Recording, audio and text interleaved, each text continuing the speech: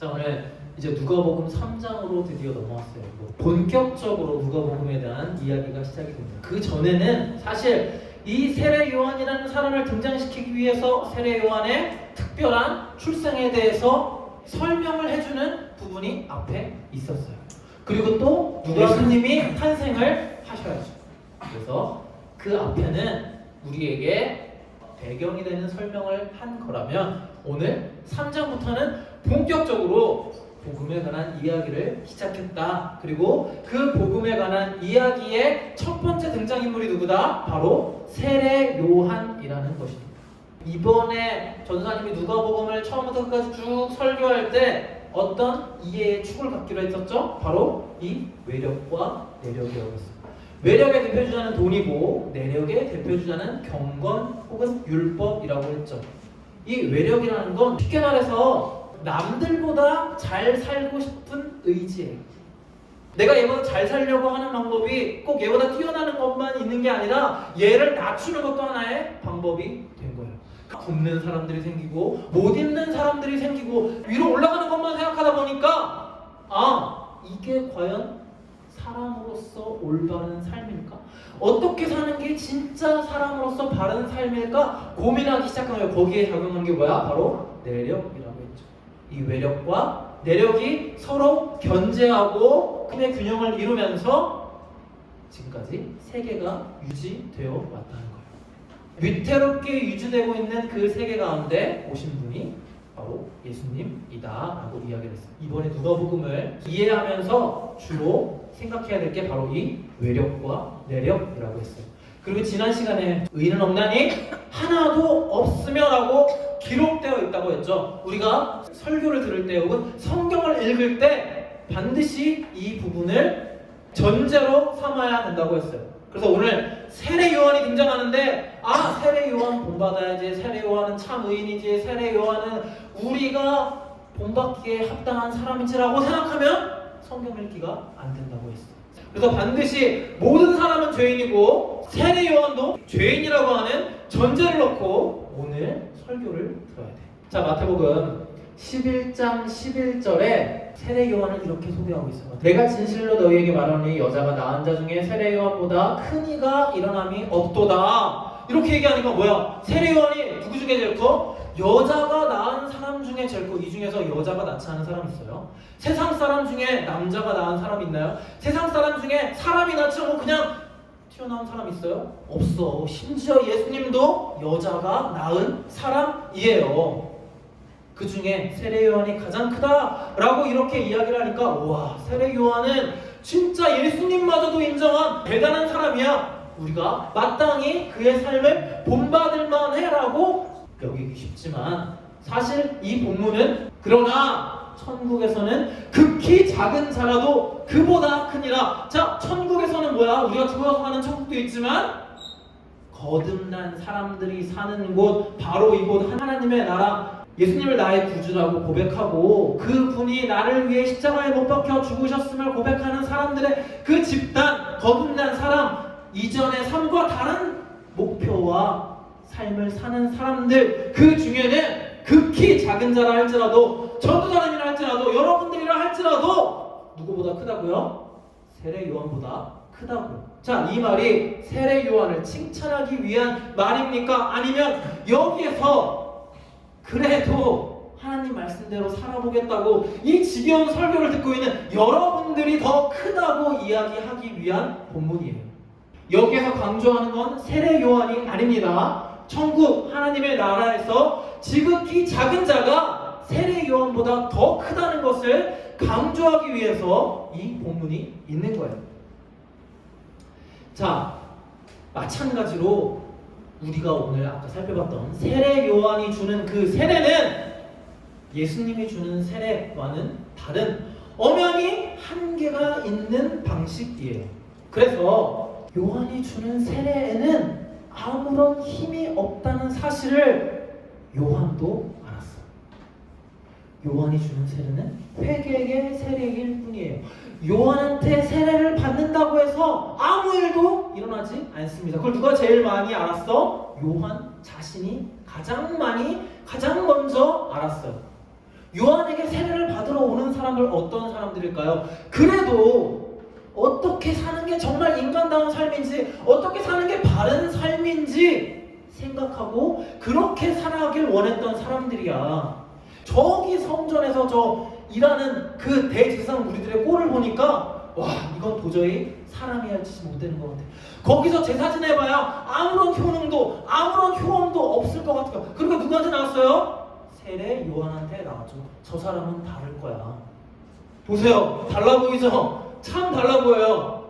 세례 요한은 메뚜기와 석청, 광야에서 나는 야생 꿀만 먹고 굉장히 청렴하고 성결하게 살았던 사람인 것 같은 거예요. 그래서 이 사람이 주는 세례는 저 사치하고 사람들 괴롭히고 그리고 백성들의 고열을 말아먹는 저 대제사장들과는 다를 거다라는 믿음으로 이렇게 나오게 된 겁니다. 하지만 세례 요한은 자기를 향해 나오는 무리에게 뭐라고 해요? 이 독사의 자식들아! 너희가 이 세례를 통하여 죄사함을 잊지 못할 것을 기억해라 라고 이야기를 하는 겁니다. 그리고 세례 요한이 강조한 것은 세례 자체가 아니라 뭐예요? 여러분들이 돈이 있으면 돈을 나눠주고 옷이 있으면 옷을 나눠주고 먹을 것이 있으면 먹을 것을 나눠줘야지 나한테 세례 받으러 와봐야 아무 소용이 없다 라고 이야기를 하는 겁니다. 이게 세례 요한이 베푸는 세례와 예수님이 베푸는 세례의 결정적인 차이인 거예요. 세례 요한은 알고 있었어요.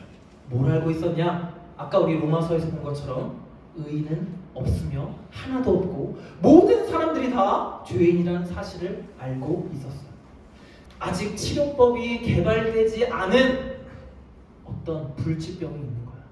그 불치병을 의사가 치료할 수 없어. 요한이라는 의사는 치료할 수 없어요. 그래서 이렇게 이야기를 하는 겁니다. 불치병에 걸려 나오는 환자분들, 독사의 자식들, 분명히 들으세요. 여러분의 병은 결코 나을 수가 없습니다. 다만 여러분이 고통스러워하는 그 증상은 조금 완화될 수 있는데 여러분 스트레스 덜 받고 균형 있는 식사를 하세요. 여러분들이 특이 체질이라서 나는 상관없겠지라고 해도 소용이 없어요. 여러분들 별로 그런 특이 체질은 이 병에 도움이 안 됩니다 라고 이야기를 하는 거예요. 이게 예수님이 죄인을 대하시는 방식과 근본적인 차이라는 것입니다.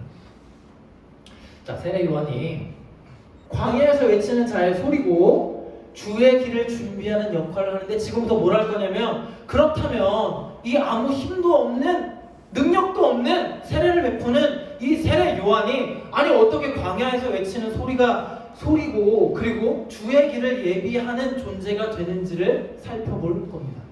세례 요한이 했던 가장 유명한 말 중에 마태복음 3장 2절에 이런 말이 있어요. 같이 읽겠습니다. 시작!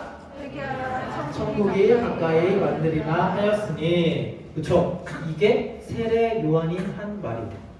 자, 예수님도 이 비슷한 말을 했습니다. 예수님 어떤 말을 했냐면 마태복음 4장 7절, 멀지 않죠? 다음 장이죠. 4장 17절에 이렇게 쓰여 있는데 여러분 한번 찾아보세요. 비로소 전파하여 이르시되 회개하라 천국이 가까이 왔느니라 하시더라. 세례 요한이랑 매우 비슷한 말을 하시죠? 여러분, 세례 요한과 예수님 중에 누가 더 나이가 많다? 그래, 세례 요한이 더 형님이야. 거기다가 세례 요한의 어머니인 엘리사벳과 예수님의 어머니인 마리아는 서로 사촌지간입니다. 그렇죠? 세례 요한이 예수님에게 영향을 미쳐서 혹은 예수님도 한때는 세례 요한의 제자였을 수도 있겠구나 라고 생각을 하는데, 여러분 생각해봐. 어떻게 하나님의 아들이 하나님이신 예수님이 세례 요한의 제자가 되니?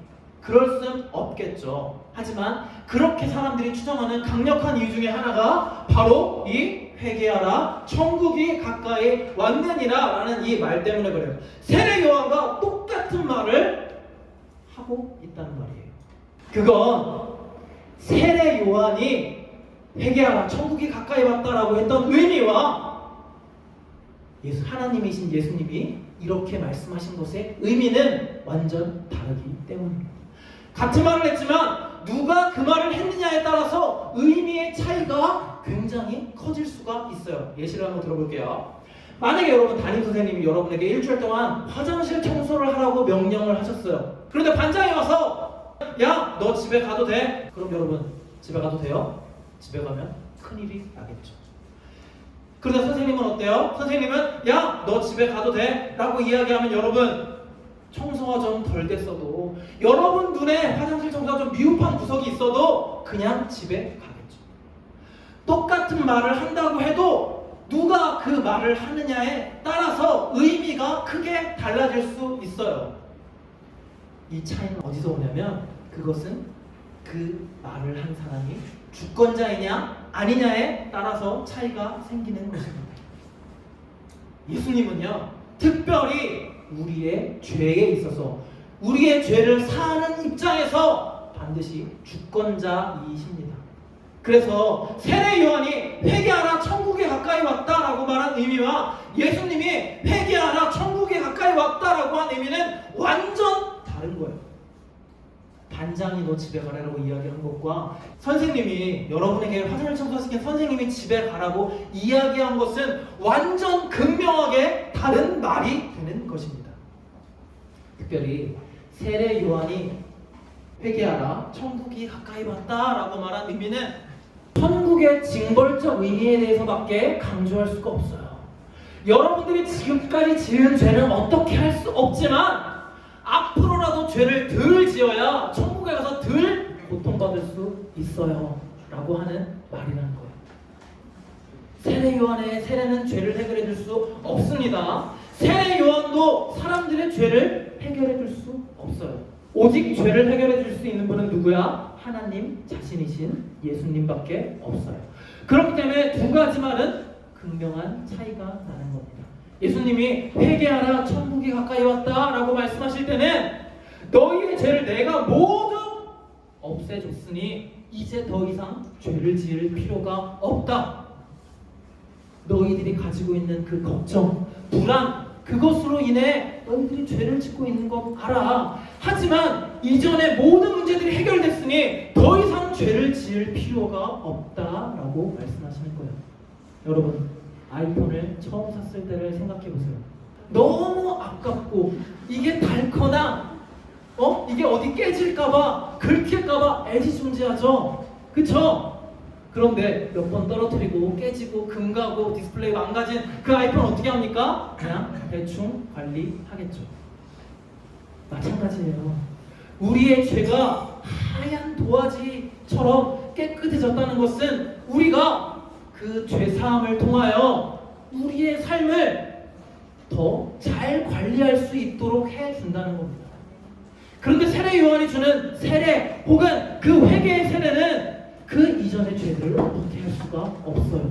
그러니까 지금 이미 회색빛깔 잿빛이 된 너희 도화지를 더 시커매지지 않도록 유지 관리 잘 해라. 어딘가 다 찢겨지고 있지만 거기에 여러분 마음이 갑니까? 더 잘 관리하고 싶은 마음이 생겨요? 그러기 힘들겠죠. 예수님은 그 도화지를 새로 하얗게 새 아이폰을 여러분들이 갖게 되는 것처럼 그거를 새롭게 계속 갱신시켜 주신다는 겁니다. 그게 회개의 세례와 예수님이 주시는 성령 세례의 극명한 차이예요. 세례요한은 어떤 역할을 한다고 했어요? 바로 율법의 역할을 한다고 했죠. 당시 1세기 유대의 지도자들, 대제사장들, 바리새인들이 내세웠던 그 율법과는 다른 율법이야. 진정한 의미로서의 율법, 진정한 의미로서의 경건, 그 율법을 통해서 우리의 죄를 깨닫게 해주는 데 있다. 율법은 우리가 의인이 되는 수단이 아니에요. 율법을 보고서 내가 이것도 지키고 이것도 지키고 이것도 지키고 이것도 지켰으니까 내가 참 의인이지 라고 당당히 내세우기 위해서 율법이 있는 게 아닙니다. 그랬던 사람들이 누구야? 1세기의 바리새인들과 대제사장들이죠. 그런 방식으로 율법을 사용하면 안 돼요. 율법을 뭐야? 첫 번째도 못 지키고 두 번째도 못 지키고 세 번째도 못 지키고 네 번째도 못 지켰네. 내가 참 죄인이구나. 내가 참 부끄러운 사람이구나 라고 느끼도록 그 우리의 죄를 깨닫는 방법이 바로 율법이 있음이에요. 세례 요한은 그런 의미에서 당시 1세기의 율법을 강조했던 그 유대 지도자들과는 다르게 진정한 율법의 의미를 우리에게 가르쳐준 사람입니다. 그래서 나오는 모든 사람들이 독사의 자식이고 나오는 모든 사람들이 죄인이라는 것을 강조했던 거예요. 그게 율법의 참 의미니까. 여러분, 그렇기에 요한이 예수님의 길을 예비하는 자가 될 수 있었던 것입니다. 세례 요한이 외치는 이 율법은 본질은 없고 빈 껍데기만 남은 유대교의 율법과는 다른 것입니다. 원래는 그 율법이 주의 길을 예비하는 역할을 했어야죠. 그런데 그것이 변질되었단 말이에요.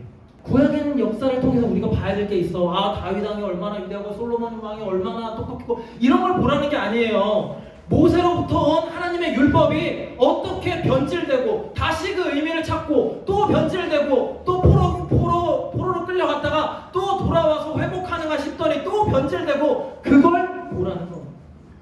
이제 세례 요한이 율법을 완전히 회복했어요. 그럼 거기서 끝이냐? 아니요. 그 율법은 반드시 또한 변질되게 되어 있습니다.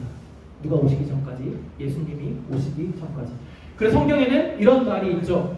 율법은 장차 올 구원의 그림자이다. 그래서 율법은 아무 힘이 없는 거예요. 그래서 세례 요한은 본문에서 제시한 바와 같이 광야에서 외치는 자의 소리고 주의 길을 준비하는 존재예요. 그쵸? 그리고 예수님께서 이렇게 말씀하십니다. 마태복음 5장 말씀이죠. 5장 17절에 내가 율법이나 선지자를 폐하러 온 줄로 생각하지 말라. 폐하러 온 것이 아니요 완전하게 하려 함이라. 요한을 통해 새롭게 세워진 이 율법, 그 율법을 어떻게 하신다고요? 완전하게 하신다고요.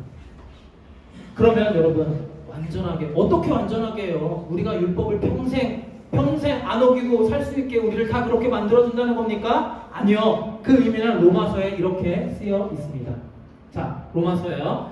여기 13장 10절만 여기 써놨는데 8절부터 제가 읽어드릴게요. 피차 사랑의 빛 외에는 아무에게든지 아무 빛도 지지 말라. 남을 사랑하는 자는 율법을 다 이루었느니라. 간음하지 말라, 살인하지 말라, 도둑질하지 말라, 탐내지 말라 한 것과 10계명이죠. 그 외에 다른 계명이 있을지라도 내 이웃을 내 자신과 같이 사랑하라 하신 그 말씀 가운데 다 들었느니라. 사랑은 이웃에게 악을 행하지 아니하나니 그러므로 사랑은 율법의 완성이라고 했어요. 여러분과 저 우리 모두의 신앙과 또한 사랑이 세례 요한의 세례의 수준에 머물지 않고 회개의 차원에서 머물지 않고 내가 무엇을 해야 할까 거기에 그치지 않고 하나님이 나에게 베푸신 일은 무엇인가? 그 은혜는 무엇인가? 더 깊이 하나님을 향해 나아갈 수 있는 여러분들이 다 되시길 바랍니다.